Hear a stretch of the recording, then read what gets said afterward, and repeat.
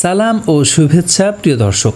ধরুন এক সকালে ঘুম ভেঙে আপনি শুনলেন বাংলাদেশের জাতীয় পতাকা পাল্টে যাচ্ছে, লাল সবুজের মাঝে নতুন যুক্ত হচ্ছে ইসলামী চাঁদ তারকা। আর এই সিদ্ধান্ত নিয়েছে স্বয়ং অন্তর্বর্তী সরকার। কি ভাবছেন? অবিশ্বাস্য, তাই না? কিন্তু নেট দুনিয়ায় এখন এই খবরেই তোলপাড়। অনেকেই বলছেন এটা শুধু গুজব নয়, গোপনে গোপনে পরিকল্পনা চলছিল বহুদিন ধরেই। ব্যাপারটা খুবই সাংঘাতিক।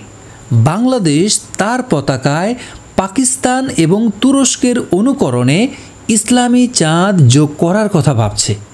এই শিরোনামে একটি প্রতিবেদন ছড়িয়ে পড়ে গত 6 জুন। লেখক হিসেবে বলা হয় রবার্ট ব্রাউন। সাথে ছিল একটি ডিজাইন করা জাতীয় পতাকার ছবি, যেটি দেখলে আপনিও থমকে যাবেন। লাল গোলকের জায়গায় ইসলামী চাঁদ, পাকিস্তান তুরস্ক ধাঁচে সবুজ রঙে ইসলামী ঐতিহ্যের ছাপ। এই ছবিটি প্রথম ভাইরাল করে একটি পাকিস্তানপন্থী এক্স অ্যাকাউন্ট।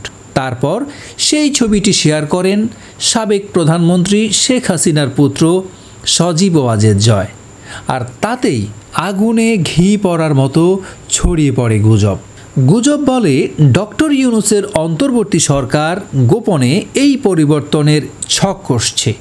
কথা উঠেছে শুধু পতাকাই নয়, জাতীয় সঙ্গীত পর্যন্ত পরিবর্তনের পরিকল্পনা।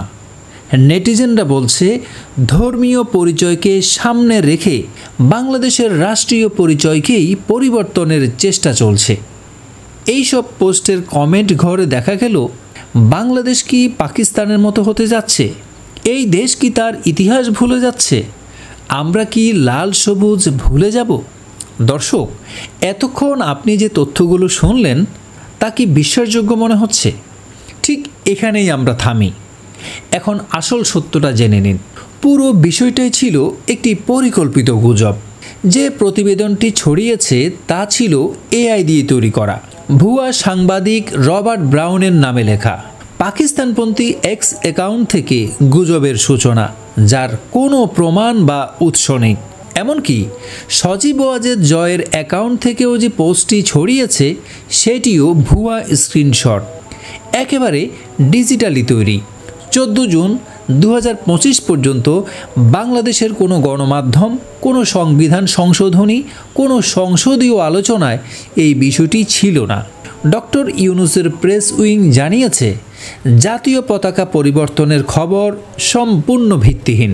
এটি পরিকল্পিতভাবে তৈরি করা বিভ্রান্তিকর প্রচারণা। এআই দিয়ে তৈরি ছবি, গুজব পোস্ট, ভুয়া প্রতিবেদন, এই সব মিলিয়ে চমকে ওঠার মতো একটি ষড়যন্ত্র। একটি জাতিকে বিভ্রান্ত করাই ছিল ওই গুজবের উদ্দেশ্য। প্রিয় দর্শক, প্রশ্ন আসে, কে ছড়ায় এসব? কেন ছড়ায়? উত্তর একটাই, সামাজিক অস্থিরতা সৃষ্টি করা, ধর্মীয় অনুভূতিকে কাজে লাগানো এবং বিভ্রান্তি ছড়ানো। এটাই প্রথম নয়, এর আগেও এমন গুজব ছড়ানো হয়েছে। নতুন পতাকা, নতুন সংবিধান, ছাত্রনেতাদের দাবিতে নাকি পুরনো সব বাতিল। এগুলোর কোনোটিই সত্য নয়। তাহলে আমরা কি শিখলাম? নেট দুনিয়ায় ছড়িয়ে পড়া ভুয়া প্রতিবেদন, ভুয়া ছবি আর সাজানো গল্পে কান দিলে শুধু বিভ্রান্তি বাড়ে। আমাদের দায়িত্ব তথ্য যাচাই করা, শেয়ার করার আগে সতর্ক থাকা। প্রিয় দর্শক, বাংলাদেশের জাতীয় পতাকা লাল সবুজ ছিল, আছে এবং থাকবে। এটি কোনো রাজনৈতিক সরকারের নয়, এটি একটি জাতির আত্মত্যাগের প্রতীক। এই পতাকায় কারো হাত লাগানোর সাহস নেই। আর যদি কেউ গুজব ছড়ায়, আমরা জবাব দেব তথ্য দিয়ে, যুক্তি দিয়ে। চলুন গুজব নয়, সত্যের পক্ষে দাঁড়াই। ভালো থাকবেন।